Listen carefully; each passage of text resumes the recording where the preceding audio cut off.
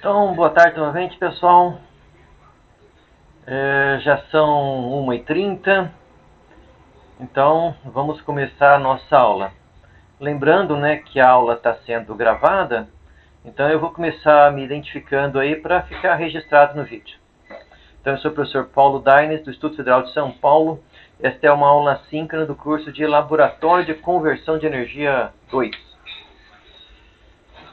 Bom, como de costume, eu vou começar compartilhando minha tela e dando uma olhadinha ali no Moodle, certo? Ver como que está organizado as informações aí.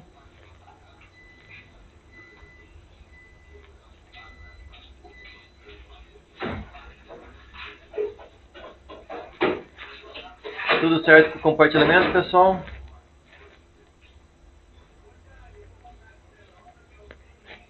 Joia!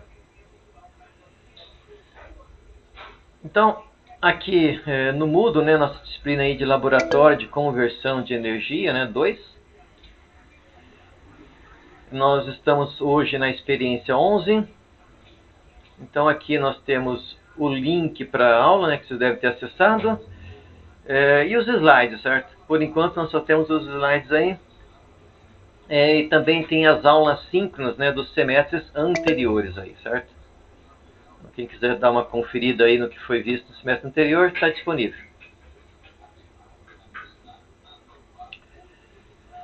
Bom, vamos então começar aqui com nossa disciplina, né, nossa aula, nossa experiência 11.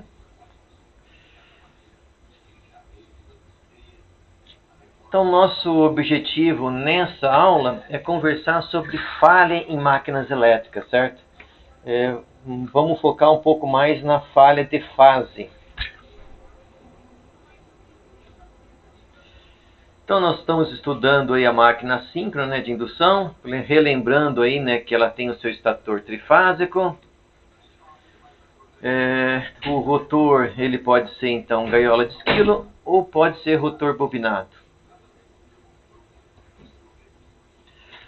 Bom, quando uma máquina elétrica perde uma fase, o seu comportamento vai depender se o neutro está ou não conectado, certo?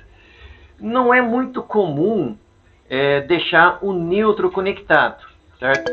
Lembrando que, apesar do símbolo aqui de terra, né, tal, nós não estamos falando do terra que está conectado na carcaça do motor, certo? Então, além do neutro, geralmente vocês têm o terra conectado na carcaça do motor por uma questão de proteção, certo? Agora, se o neutro também estiver conectado, como eu comentei, não é muito comum, né? Em geral, a gente alimenta as 3 fases e não utiliza o neutro. Se o motor estiver em delta, nem é possível conectar o neutro, né? Mas vamos verificar o que acontece com a máquina nessa primeira situação, quando ela ainda tem o neutro conectado. Bom, então lembrando aí para a gente analisar como que fica a distribuição de fluxo ao longo aí de uma volta do motor, lembrando que a nossa convenção se eu tenho então corrente entrando positivo na fase U, o seu fluxo vai estar na direção da bobina. Se eu tenho na fase V uma corrente positiva, o fluxo também vai estar na direção da bobina. E o mesmo aqui para a fase W, certo? Se eu tiver uma corrente positiva entrando na fase W, isso vai me gerar então um fluxo aí para a esquerda e para baixo, né? Na mesma direção aí da minha bobina da fase W. Então essa é a nossa convenção aí da distribuição do fluxo. Lembrando que, apesar de eu estar representando o fluxo em cada uma bobina como se fosse um vetor, na verdade o fluxo dessa bobina está distribuído aí de forma senoidal ao longo aí do rotor, certo? Ao longo de uma volta mecânica aí. Bom, uma situação então onde está tudo estabilizado, ou seja, e equilibrado, eu tenho as minhas 3 fases com a mesma impedância, né, com a mesma resistência, a mesma indutância. Eu tenho as 3 alimentações também, tensão nas 3 fases equilibradas. Eu vou ter 3 correntes também equilibradas. Isso vai resultar numa corrente de neutro igual a 0. certo? Então, se tudo estiver equilibrado, mesmo que eu conecte o neutro, eu vou ter um resultado aqui de corrente, se eu tentar medir a corrente que está indo para o neutro, igual a zero. Se eu medir alguma corrente aqui, significa que o sistema não está bem equilibrado, certo? Que é possível, sempre é possível que uma tensão fique um pouco maior que outra. Então, pode acontecer de eu ter uma pequena corrente aqui, se houver algum desequilíbrio. Do ponto de vista ideal, se não houver desequilíbrio, nós não temos corrente fluindo pelo neutro. Agora, se acontecer alguma falha e uma das fases abrir, como o neutro me garante a tensão zero nesse ponto,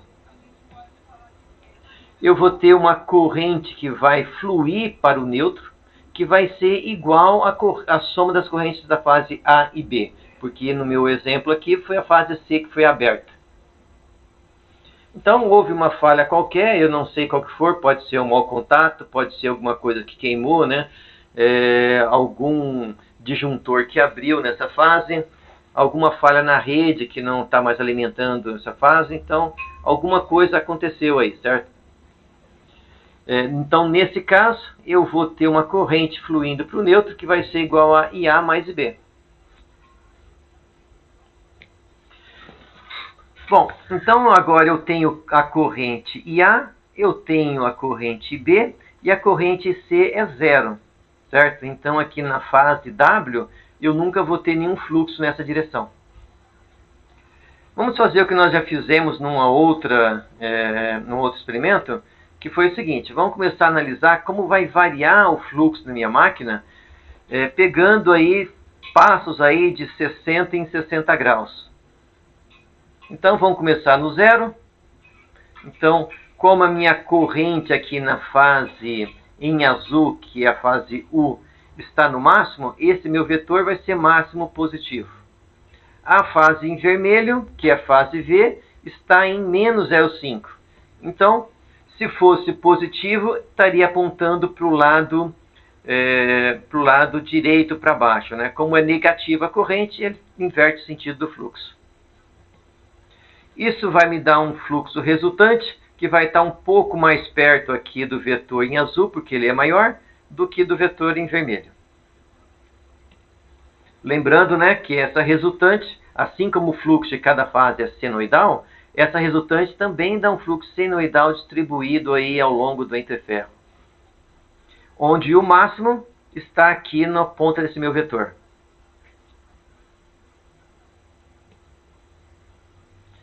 Então, nós vemos aqui então o meu fluxo aí ao longo de uma volta mecânica. Lembrando que esse ponto de máximo aqui, na verdade, não vai estar no zero, né? Vai estar no pico aqui do meu vetor. Bom, vamos ver o que acontece então. A minha corrente avançou no tempo aí 60 graus. Agora, os dois vetores são 0,5 mais 0,5. Então, o meu vetor em vermelho aqui inverteu de sinal e o em azul só perdeu um pouquinho de amplitude. Então, eu vou ter uma resultante que vai ter uma amplitude menor. Lembrem que quando nós fizemos isso aqui com 3 correntes equilibradas, esse vetor aqui sempre tinha a mesma amplitude. Agora, com a minha máquina desequilibrada, ele estava no máximo aqui e avançou 60 graus e foi para um valor um pouco menor. E notem que quando eu avancei 60 graus elétricos, o meu vetor avançou um pouco mais que 60 graus mecânicos. Vamos avançar mais 60 graus. Agora é a fase em vermelho que está no máximo e o azul inverteu de sentido porque ele foi para menos 0,5. A minha resultante vai dar um vetor aqui que está um pouco mais perto do vermelho. O seu ângulo está menor aqui do que aqui, né? Então essa resultante aí, de novo aumentou a amplitude. E ela andou mais que 60 graus, enquanto no tempo nós só andamos 60 graus. Vamos avançar mais 60 graus. Opa! Então agora uma corrente em vermelho diminuiu, mas continua positiva, e a azul aumentou o seu módulo para 1 com sinal negativo. Notem que eu andei 60 graus no tempo, mas o meu vetor andou menos de 60 graus, certo? Nos dois primeiros passos ele andou mais, agora ele andou menos. Ele estava com o pico aqui e veio para cá. Andando mais 60 graus aí elétricos, agora as duas correntes estão em menos 0,5, então as duas estão com sinal invertido com amplitude menor. Então note que minha resultante também tem um vetor menor. Andando aí mais então 60 graus. Agora então meu vetor em vermelho está no seu máximo negativo, né? Menos 1. Máximo em módulo mais com sinal negativo, e o em azul está em 0,5. Então, minha resultante está mais próxima aqui do vetor em vermelho. Bom, até que eu dou uma volta completa, né?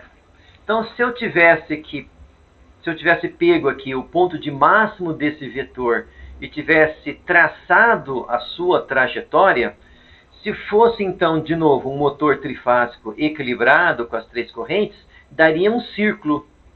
Agora, como eu só tenho duas correntes, esse vetor ele está traçando aqui uma elipse. Qual que vai ser o resultado de eu ter uma elipse aí no fluxo resultante? Basicamente vai ser pulsação no torque. Então, essa máquina ela vai continuar girando, certo? Ela não vai parar de girar. Só que ela vai ter uma pulsação no torque, o que vai gerar uma vibração mecânica maior e também vai gerar, com isso, vai gerar ruído elétrico, certo?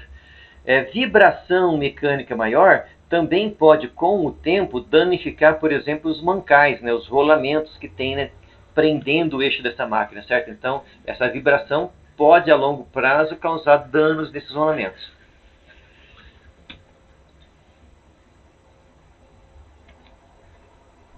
Eu vou ter aqui uma simulação, que eu vou rodar daqui a pouquinho.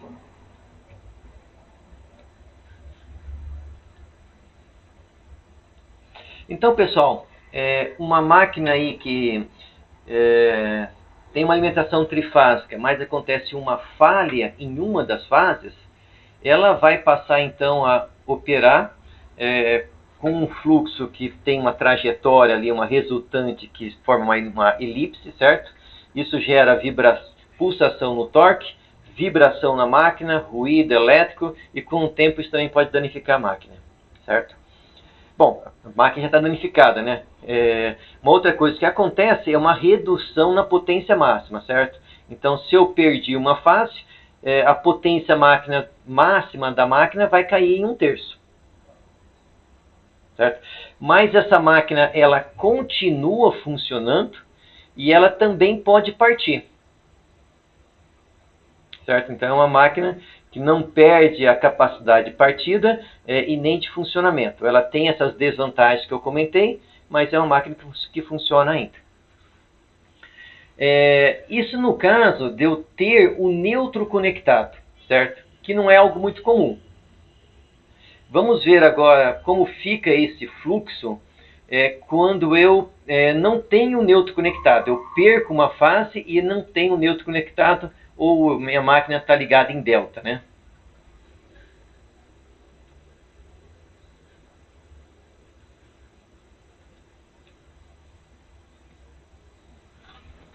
Então, agora vamos ver o caso que eu não tenho o neutro.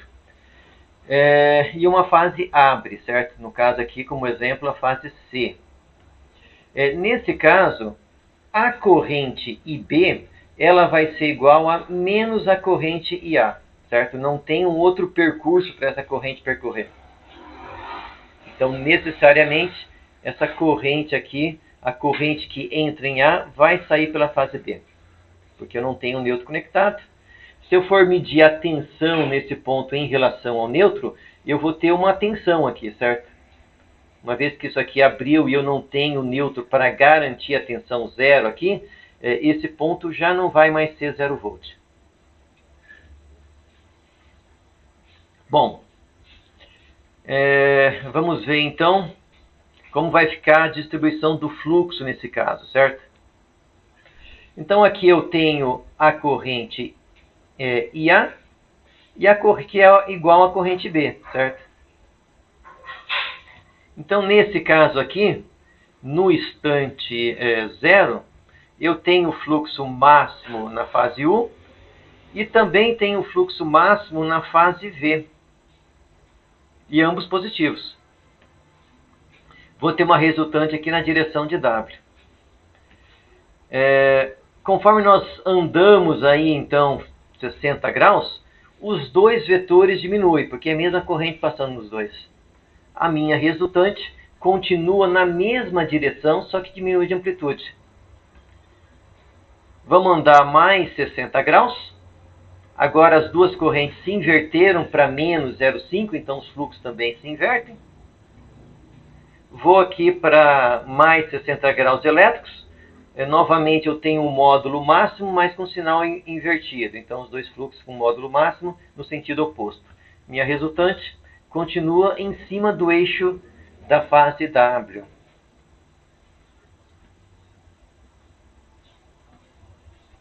Conforme eu avanço, agora os vetores começam a diminuir de amplitude.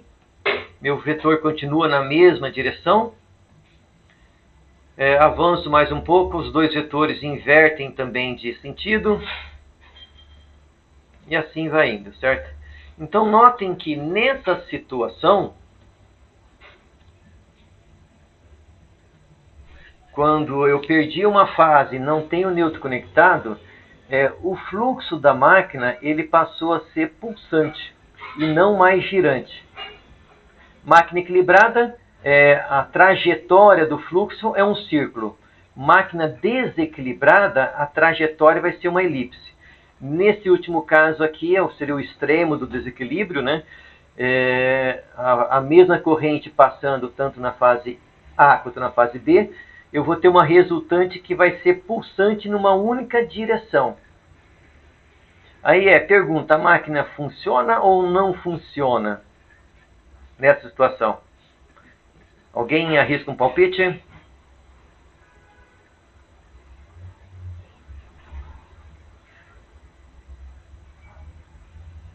Alguém digitando? Deixa eu ver.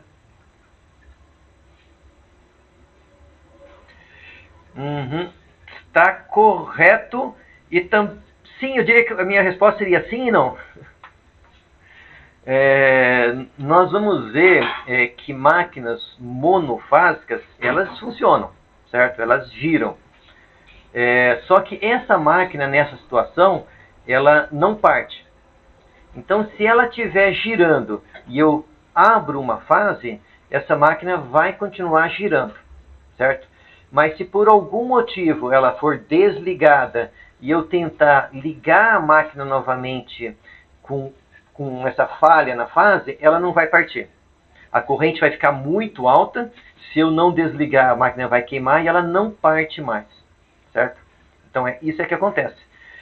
Quando a gente perde uma fase e não tem um neutro, essa máquina está operando como se fosse uma máquina monofásica, certo? Nós vamos tentar dar uma olhadinha ainda hoje, mas eu acho que talvez a gente aprofunde isso na próxima aula, ok?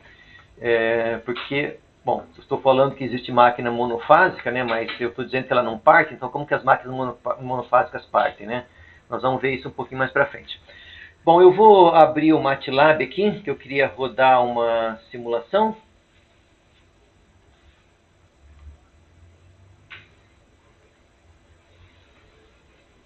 Meu MATLAB demora um pouco para abrir. Enquanto isso, vamos vendo aí mais uma situação que pode acontecer. Eventualmente, alguém vai trabalhar em uma fábrica aí, certo? Tem um motor de indução antigo.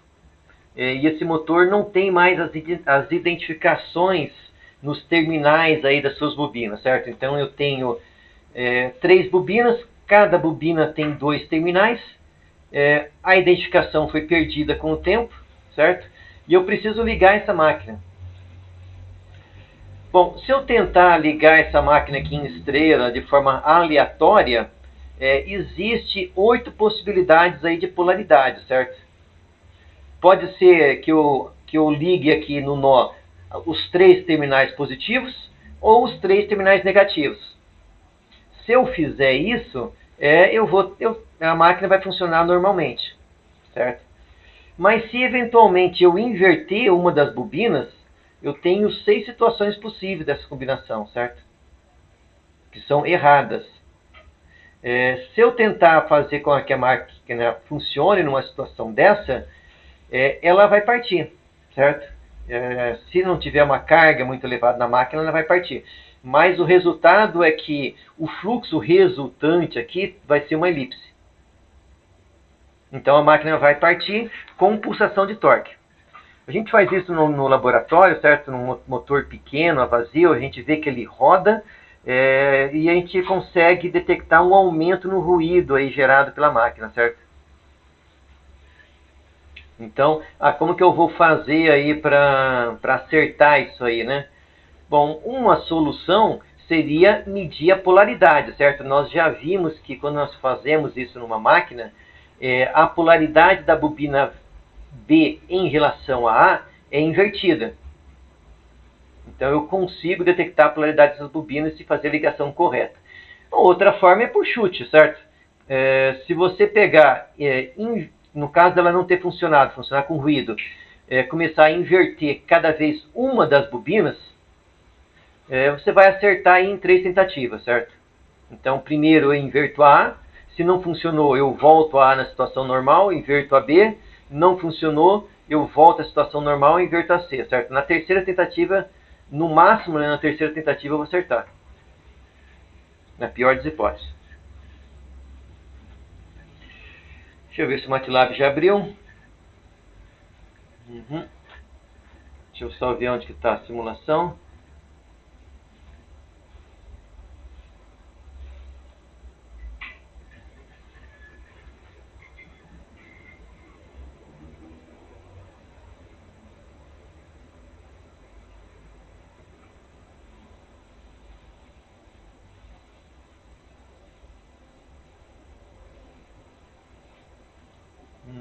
Eu tenho a impressão que é esse aqui.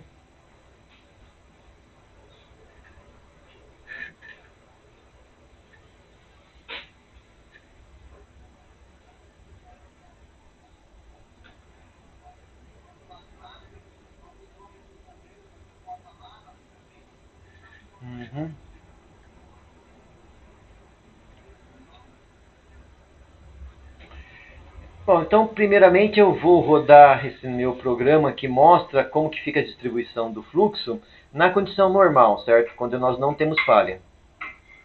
Deixa eu ver se tem alguma pergunta aqui. Não é uma pergunta. Então vamos ver aí primeiramente na situação sem falha, certo? Para a gente poder comparar depois.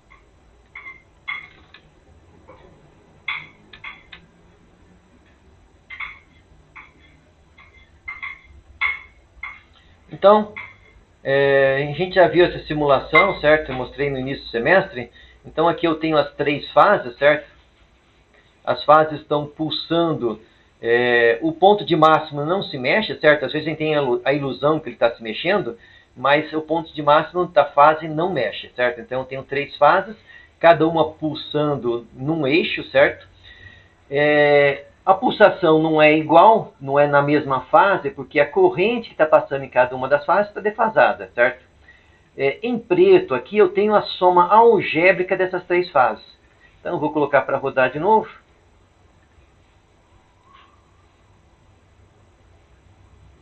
Então vocês notem que com a máquina equilibrada, esse ponto de máximo ele está se deslocando com uma velocidade constante e com uma amplitude constante também, certo? Se isso aqui fosse a ponta do meu vetor e eu traçasse isso numa circunferência, vocês iam ver que isso ia resultar num círculo.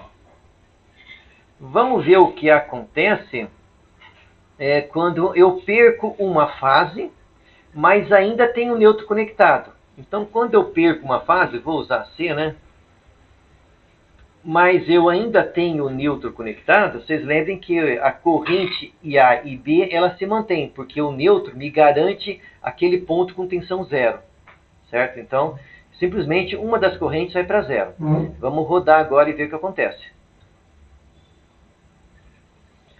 Então note que o nosso resultante, agora ele dá uma baixada aqui, ele acelera, aumenta. Quando ele diminui a amplitude, ele acelera. Quando ele aumenta aqui, ele dá uma paradinha. Então, além então, de estar descrevendo aí esse ponto máximo está variando, se eu fosse traçar então uma circunferência, né, passar isso aqui para não para a máquina esticada, né, mas para a máquina redonda, vocês iriam ver que esse ponto de máximo estaria descrevendo uma elipse, certo? Vamos rodar mais uma vez.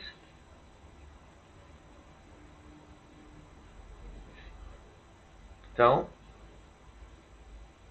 notem aí que o meu seno resultante agora já não é mais constante. Ele continua se deslocando para o mesmo lado, né? Mas ele dá umas pulsadas, né? Ele perde amplitude, aumenta, perde amplitude, aumenta. Resultado disso, dessa variação no fluxo, né? O resultado vai ser pulsação no torque, vibração no carcaço da máquina. Valeu, Daniel. Fico contente que vocês tenham gostado aí. Agora vamos ver o que acontece no terceiro caso, certo? Quando nós não temos, houve a falha, nós não temos o neutro conectado, a corrente IA vai ficar igual, melhor, a corrente B vai ficar igual a menos IA. Então vamos mexer no programa de novo. Então agora a corrente aqui B vai ser igual a menos IA.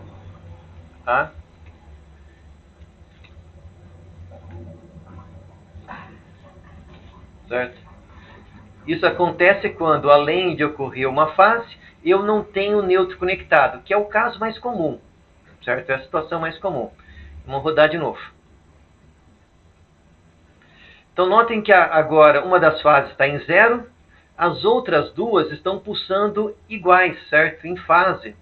A amplitude delas aumenta e diminui exatamente no mesmo instante, porque é a mesma corrente passando nas duas. A nossa resultante, ela também está só pulsando. O seu ponto de máximo não varia mais. Vamos fazer uma segunda vez aqui. Então notem que minha resultante agora é pulsante, ela não se desloca mais.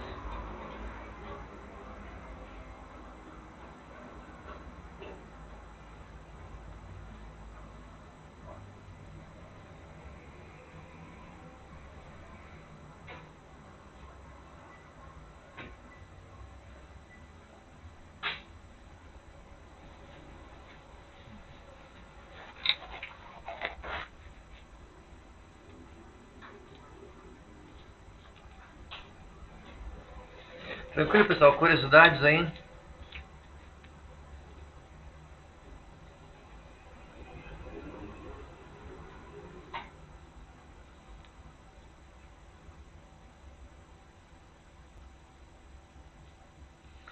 O fato das duas fases pulsarem iguais é que faz com que não gire, certo? Que o fluxo restante não gire. Então, se elas estivessem pulsando em uma fase um pouquinho diferente uma da outra, ainda ia girar, certo? Ia ser uma elipse, não ia ser um círculo, mas ia girar.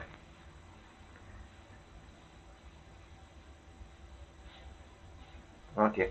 Vamos aproveitar a simulação e vamos mostrar um caso que a máquina está funcionando desbalanceada. Tem as três correntes, mas está desbalanceada. Por exemplo, em uma das fases houve uma queda de tensão, certo? Automaticamente uma das fases vai ficar com corrente menor. Vamos ver esse exemplo para ver como que fica o fluxo. Vocês vão ver que, de novo, o fluxo vai voltar a girar, mas ele vai ficar meio pulsante, assim, certo? Se eu traçar o máximo, vai ser uma elipse. Então vamos pegar esse. Eu vou voltar para a situação normal.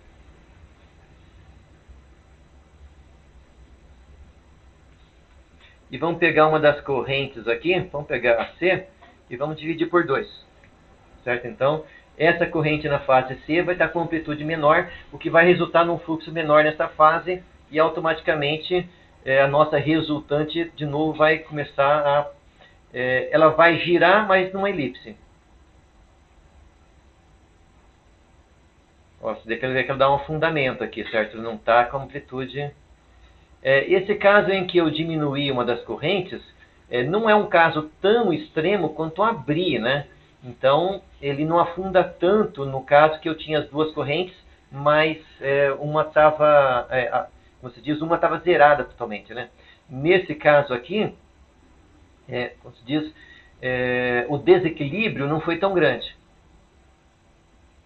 Então, mas podem ver que esse meu valor de máximo ele varia.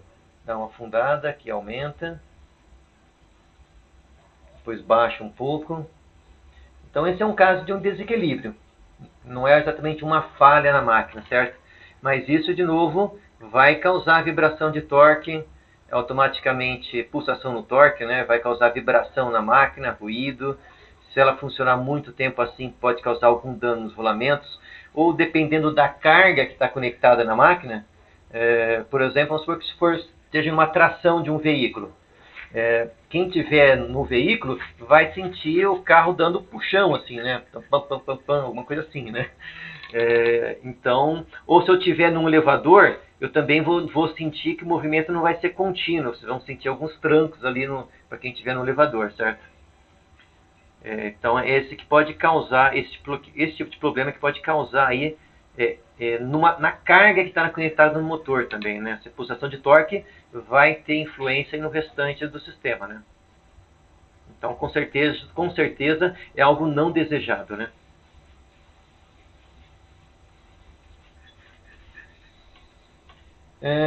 Tranquilo até aqui, pessoal? Bom, como nós não estamos fazendo a parte experimental, né? A gente foi um pouquinho rápido aí. Eu vou aproveitar e vamos ver então como que funcionam as máquinas monofásicas, né? Uma vez aí que eu falei para vocês que quando a máquina perde uma fase, não tem o neutro conectado, ela vira uma máquina monofásica, e nessa condição ela perde a capacidade de partida, mas se ela estiver girando, ela continua girando. Então vamos ver como que uma máquina monofásica parte, certo?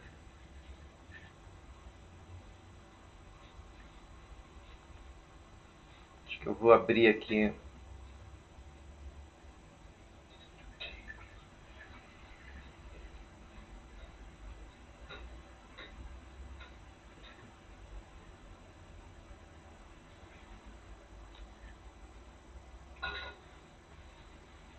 Então, uma máquina monofásica, na verdade, ela é construída como se fosse uma máquina bifásica, onde o eixo da bobina principal e da segunda bobina, que é chamada bobina auxiliar, eles estão em quadratura um com o outro.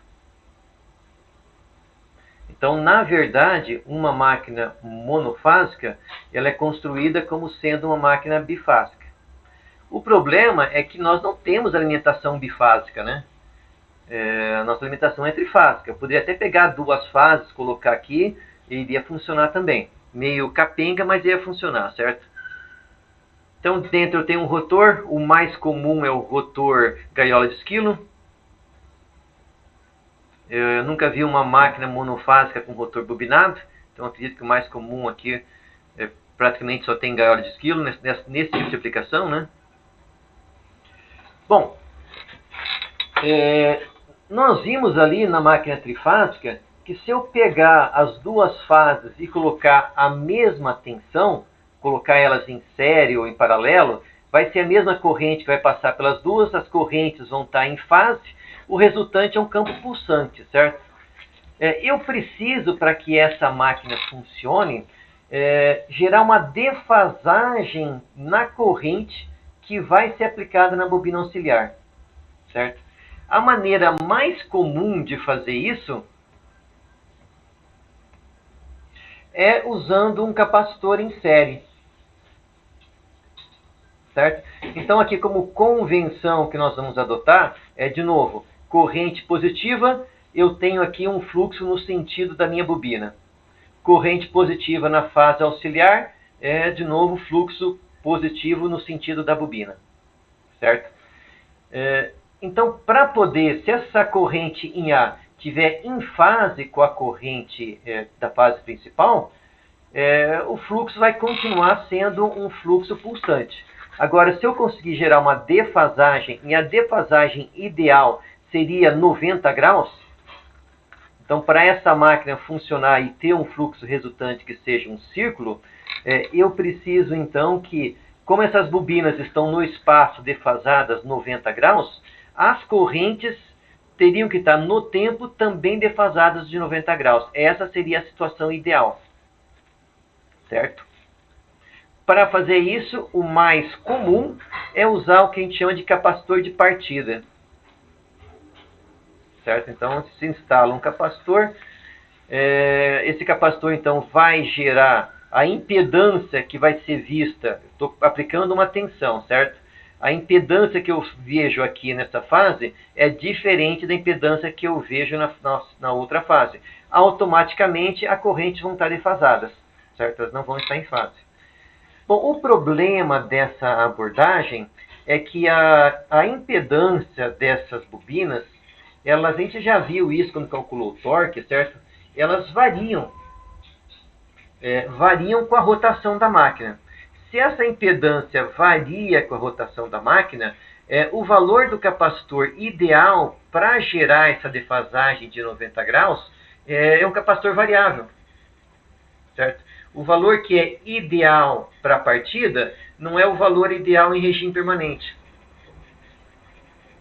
Algumas aplicações utilizam dois capacitores, certo? Um capacitor para a situação da partida.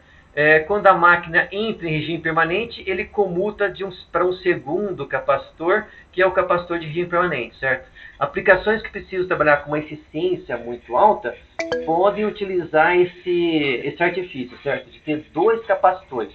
Um para partida, outro para regime permanente. O mais comum, a situação mais comum aí, é eu ter um único capacitor. Esse capacitor fica acoplado na partida. Quando passar o transitório da partida, um relé vai abrir esse capacitor. Você lembra que eu comentei para vocês que a máquina monofásica, ela não parte, mas se estiver girando, ela continua funcionando. Então, o mais comum em motores monofásicos, com fase auxiliar de partida, é utilizar essa fase aqui para partir o motor, e depois que ele está girando, a gente desacopla e a máquina continua funcionando.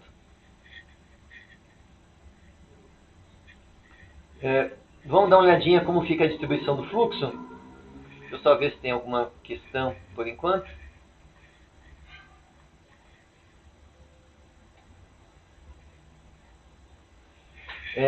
Não se usa o variac aí, né?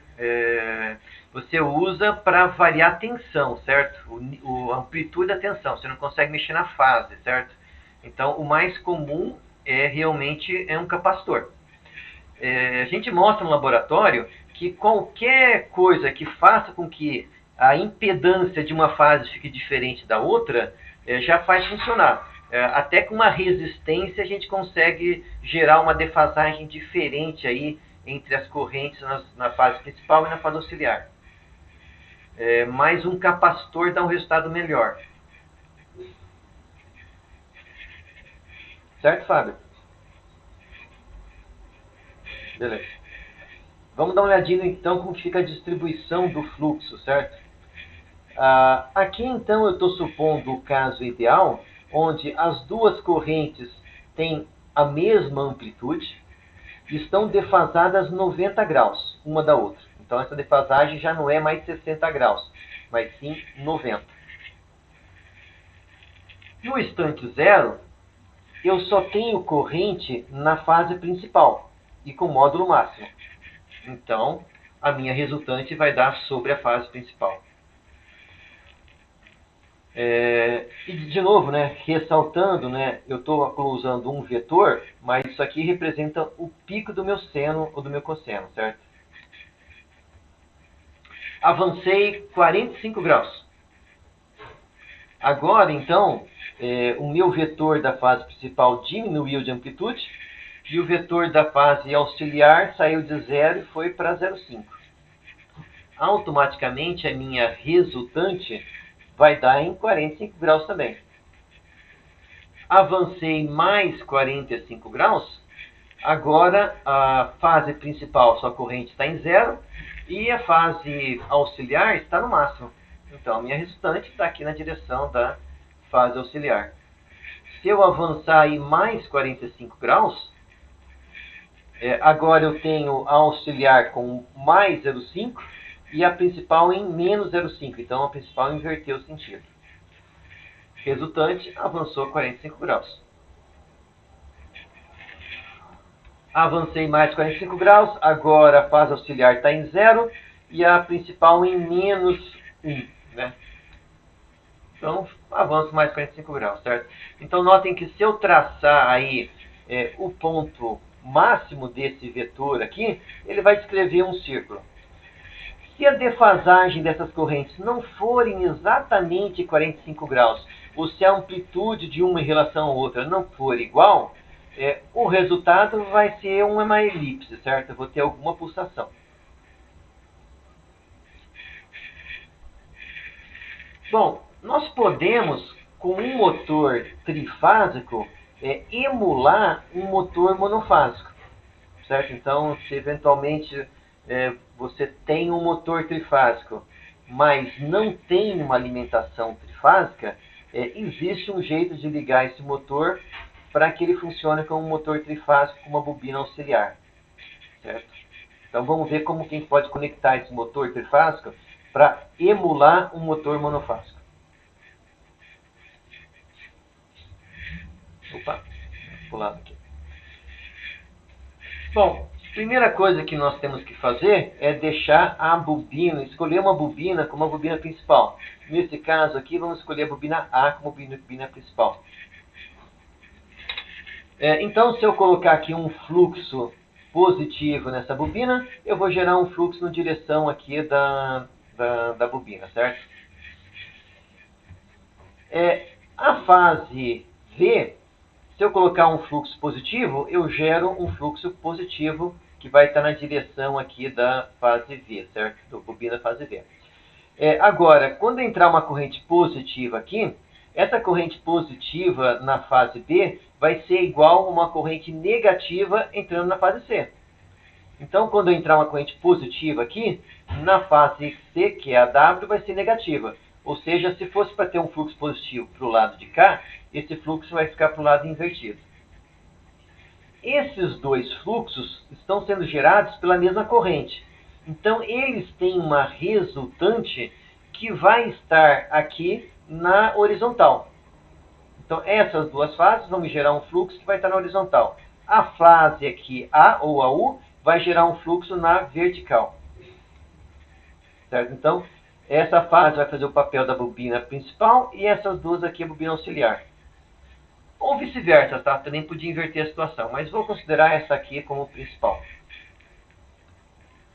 Então, eu preciso chegar com a alimentação na fase principal. Uma das fases aqui é um ponto incomum para as duas bobinas, certo? Eu vou pegar a fase B aqui e gerar a tensão da fase auxiliar. Então, para fazer isso, eu vou colocar uma alimentação monofásica aqui. Da fase principal, eu vou puxar um capacitor para a fase auxiliar. Então, representando esse motor como sendo monofásico, tenho a fase principal, a fase auxiliar, e vou precisar de um capacitor aí para alimentar a fase auxiliar.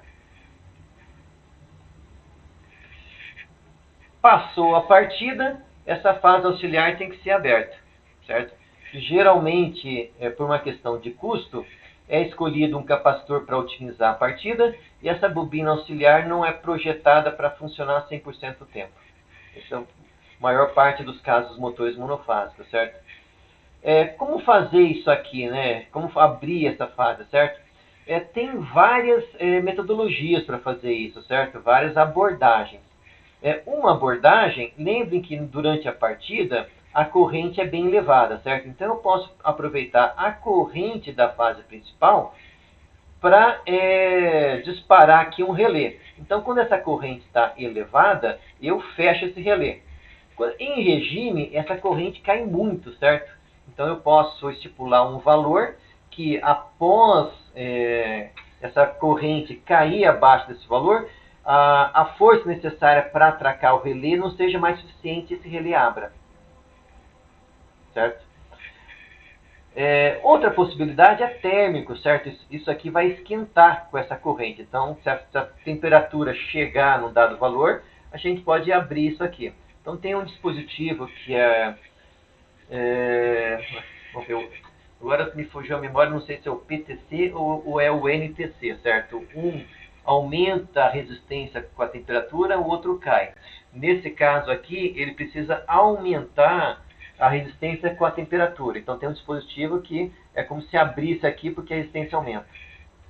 Existe também relés centrípetos, certo? Eles detectam então, aqui a rotação da máquina, certo? Conforme essa rotação aumenta, chega uma hora que esse relé abre devido à rotação.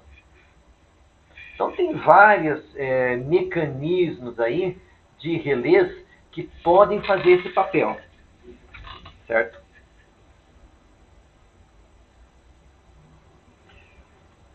Vamos ver então aqui na sequência. Vamos tentar entender agora por que a minha máquina ela não parte. Está avançando? Isso.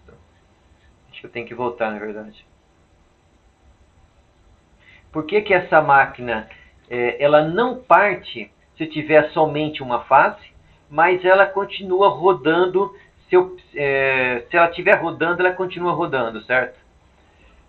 Bom, nós vimos que quando nós temos uma única fase, a resultante no fluxo é pulsante, certo? É um fluxo que vai para cima, para baixo, certo?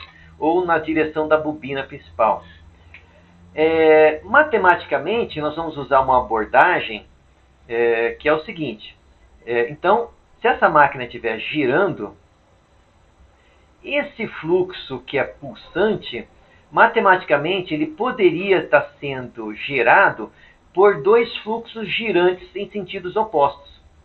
Então, se eu tiver um fluxo no sentido positivo, ou seja, no mesmo sentido da rotação, e um outro fluxo no sentido inverso, a resultante desses dois fluxos dá o fluxo pulsante. Então, notem que é um artifício matemático que eu estou utilizando para tentar analisar por que tem torque quando a máquina está girando, certo? Mesmo que o meu fluxo seja pulsante. Então eu vou esquecer um pouco que esse meu fluxo é pulsante e vou analisar que esse fluxo é gerado por dois fluxos. Um que gira no sentido da rotação e o outro que gira no sentido oposto à rotação.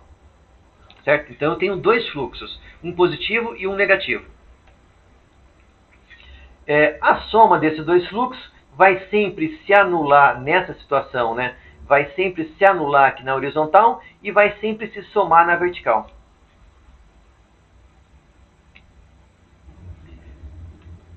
Bom, esse fluxo que está no sentido positivo, ele tem aí como velocidade a própria frequência de alimentação.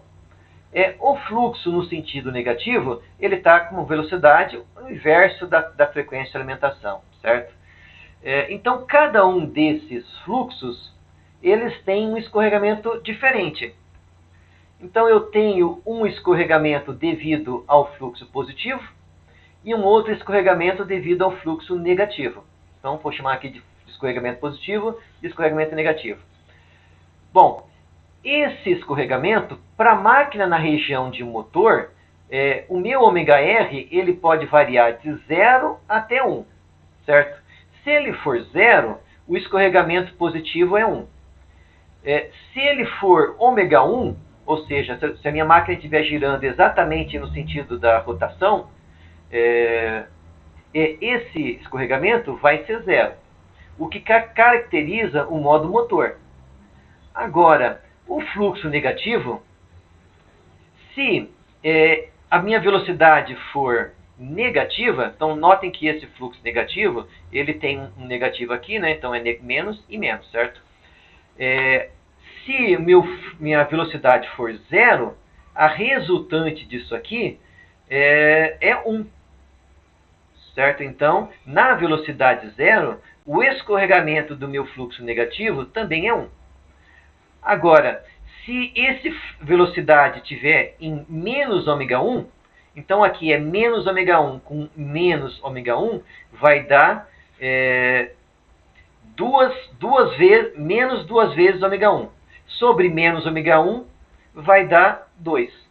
Então, esse escorregamento do fluxo negativo, ele varia de 1 até 2. Ou seja, escorregamento de 1 até 2 é uma região de frenagem.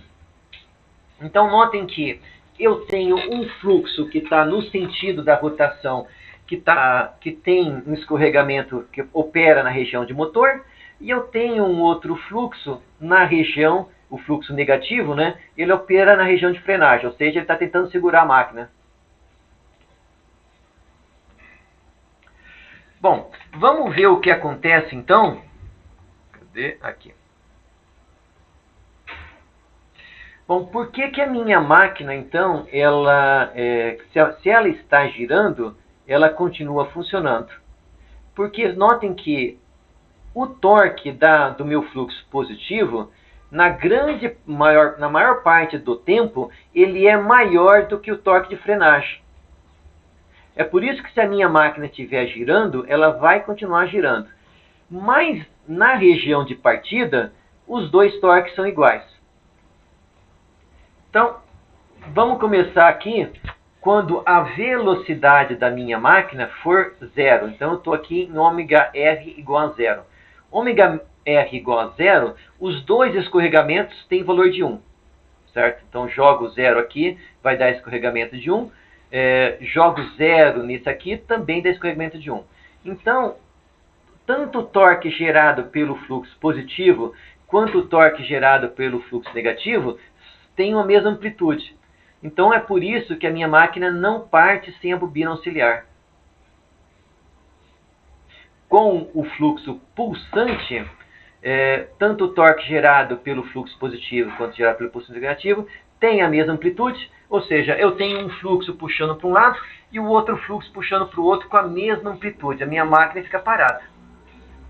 Agora, se a máquina estiver girando, o fluxo positivo, então notem que a minha máquina começou a girar, certo? Vamos supor que isso aqui é 1/10 de ω1, certo? Com 1/10 de ω1, o escorregamento do positivo, ele aumentou um pouco. Na verdade, ele está indo para a direção da direita. Já o fluxo negativo, ele está indo no sentido oposto.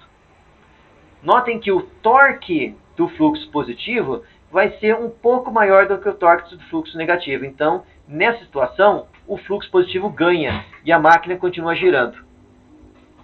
Se eu for aumentando essa rotação, o meu torque do positivo vai aumentando e o torque do negativo vai caindo.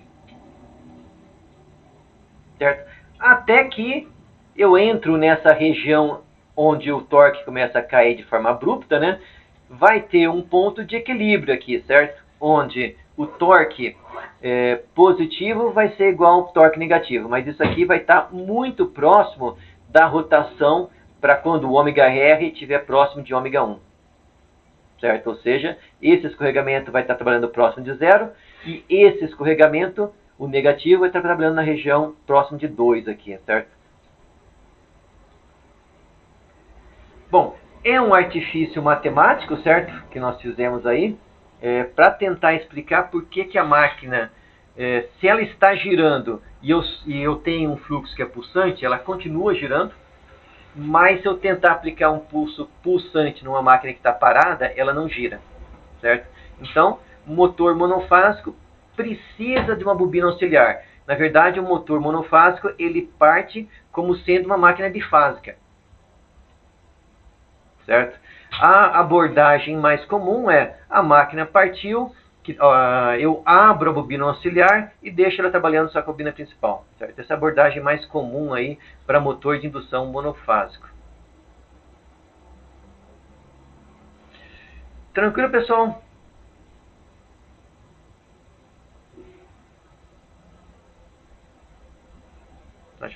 Eu tentei passar para vocês aí uma visão assim mais intuitiva, certo? Mais gráfica e menos matemática aí para demonstrar essas coisas, certo? Então aqui é um curso para vocês aprenderem a mexer com as máquinas e entenderem o seu funcionamento, né? Joia, obrigado. Então, pessoal, curiosidades aí, dúvidas?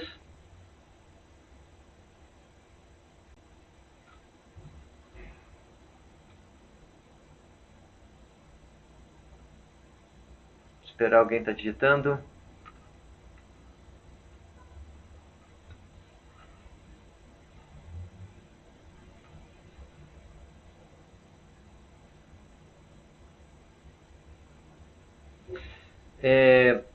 No caso do motor, quando ele está funcionando como bifásico, né?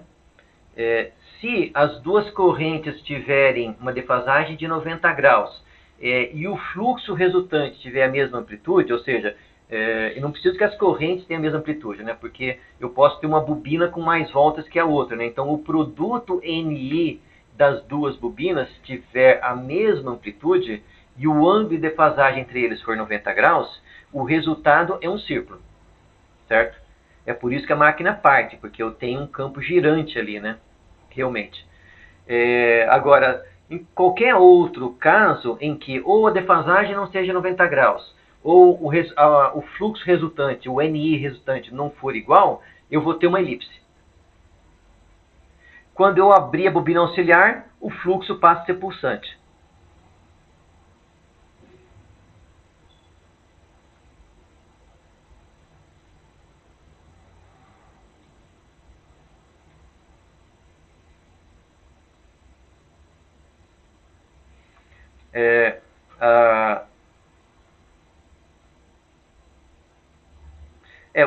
O caso do pulsante é quando o fluxo fica sempre numa mesma direção, certo?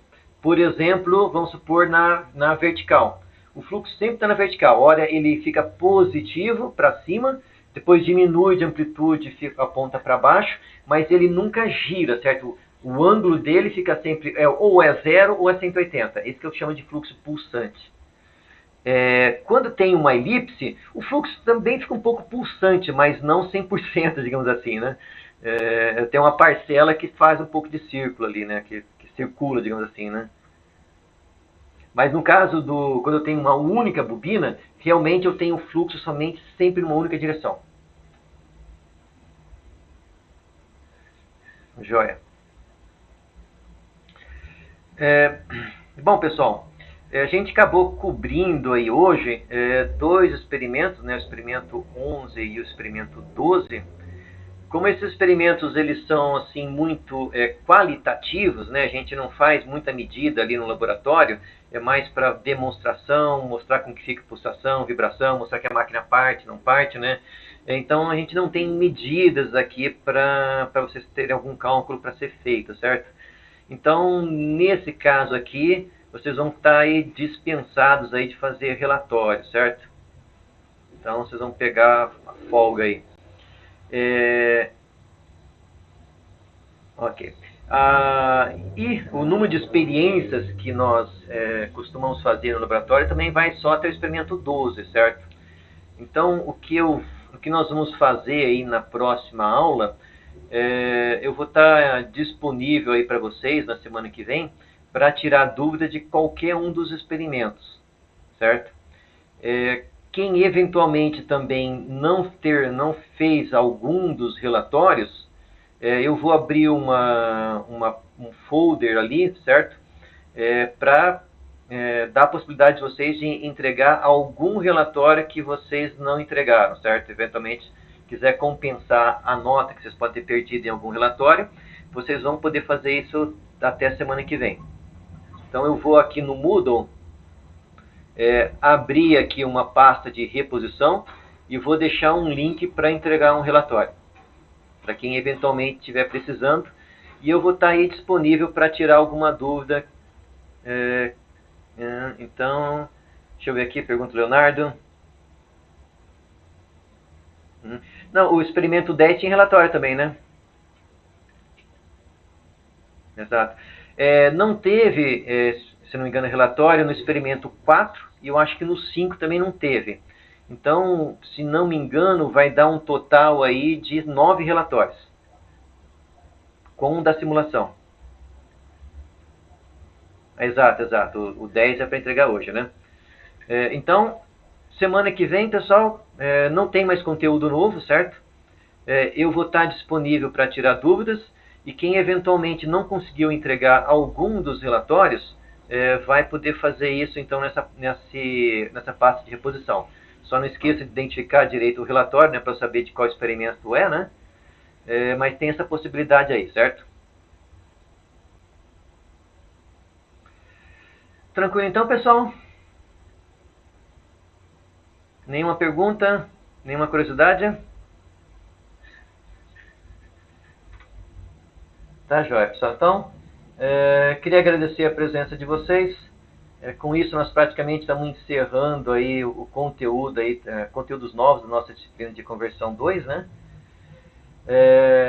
Quando a gente voltar para o presencial, quem quiser acompanhar algum experimento aí como ouvinte, quiser passar no laboratório e acompanhar algum experimento, tá convidado aí, certo? Infelizmente, com a gente não podendo ir no laboratório, acho que tem uma certa perda aí, certo? Mas quando a gente voltar presencial, eu estando no laboratório, vocês podem acompanhar a aula, tá? Podemos fazer isso sim, certo? Possivelmente no semestre que vem, parece que eles vão liberar que as aulas de laboratórios retornem. Uhum. Podemos sim, Fábio. Quando a gente começar a poder fazer no laboratório, eu estou à disposição.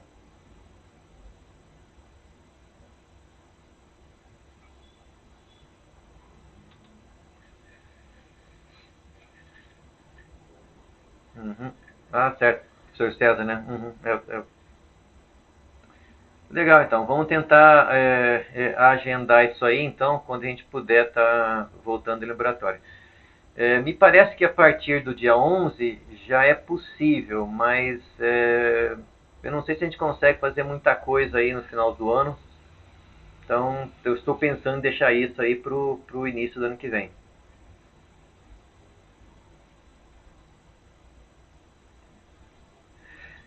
Chance tem, viu, Daniel? Mas tem muita incerteza ainda, né? Eu acho que no mínimo os laboratórios a gente deveria voltar. Que eu acho que esse nosso modelo aí de remoto, eu acho que para a parte teórica, eu acho que não tem uma perda muito grande, mas para os laboratórios é complicado, né? Então, a gente não sabe ainda, certo? O Instituto colocou uma escala de 1 a 4, onde 1 é totalmente remoto e 4 é totalmente presencial. Dia 11 de dezembro nós vamos passar para nível 2, onde os laboratórios poderiam ser feitos presenciais.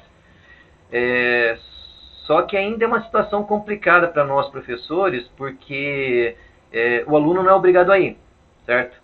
O aluno não sendo obrigado a ir, eu dando aula de laboratório, eu tenho que dar aula de laboratório e aula remota, certo?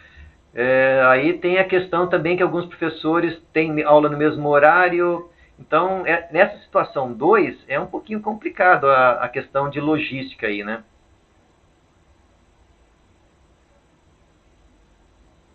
Então, nós estamos com muita incerteza aí. Eu espero que pelo menos, no mínimo, né, as aulas de laboratório retornem no semestre que vem. Deixa eu ver o comentário do Fábio.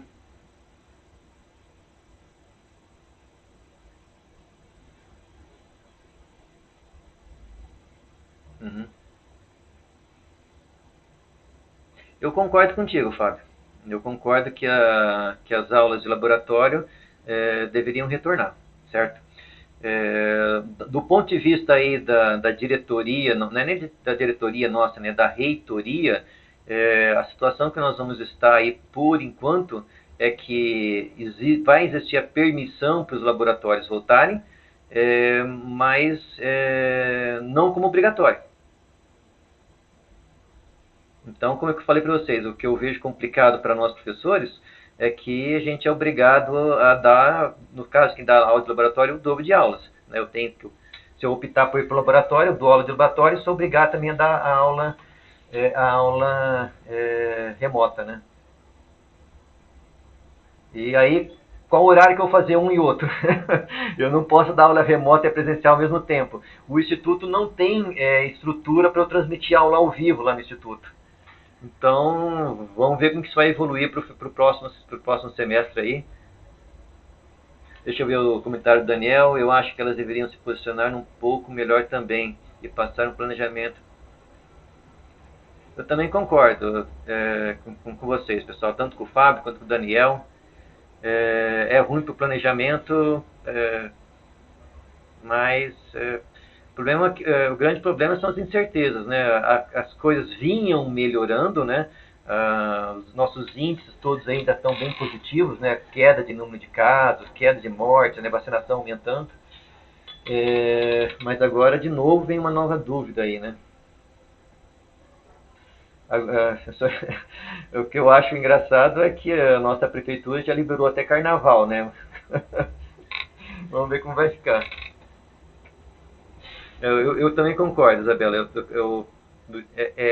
É difícil essa indefinição, mas tem a maior parte das coisas não dependem de mim, né? Nem da nossa diretoria e do instituto, depende mais da reitoria, eles que mandam.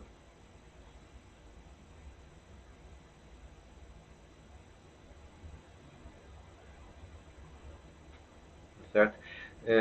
Depender de mim, semestre que vem, no mínimo as aulas de laboratório eu estou dando.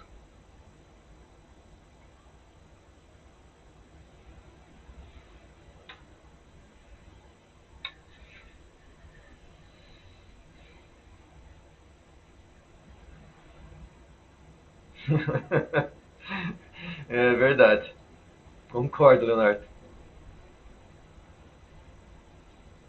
Eu, é, minha opinião é essa, os laboratórios são essenciais, e não tem como a gente suprir totalmente, né, o conhecimento de ir lá e mexer, né?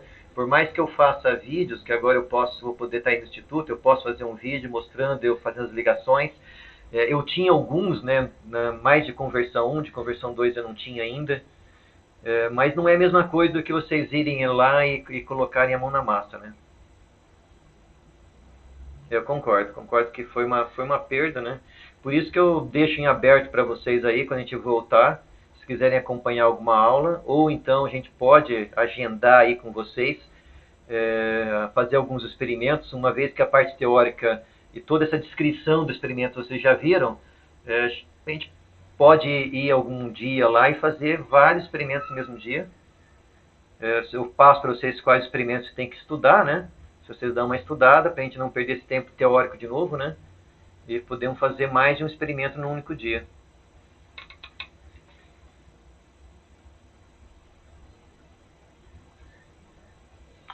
Beleza, pessoal.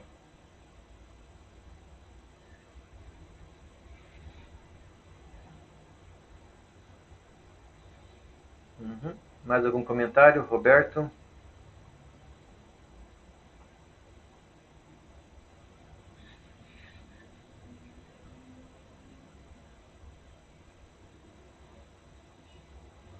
Esperando um pouquinho o colega você terminar de digitar.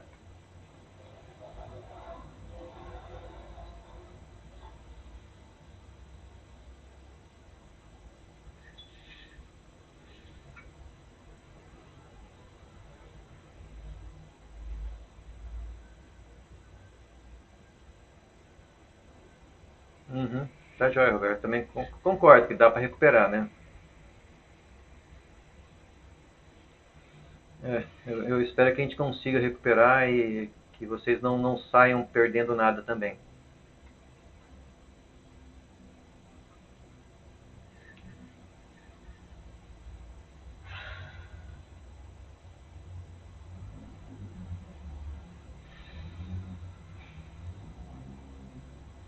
Uhum. Mais um colega que você está digitando, vou deixar eu aguardar.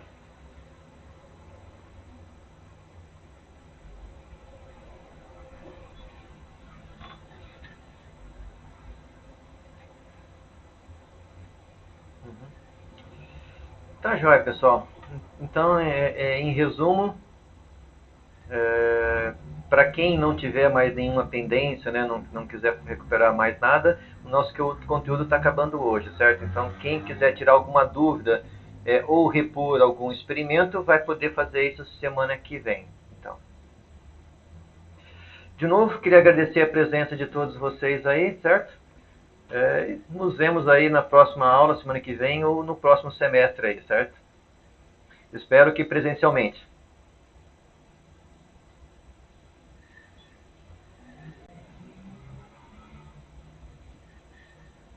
Valeu, pessoal.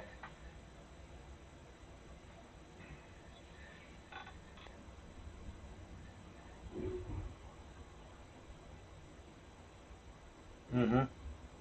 Beleza, Roberto.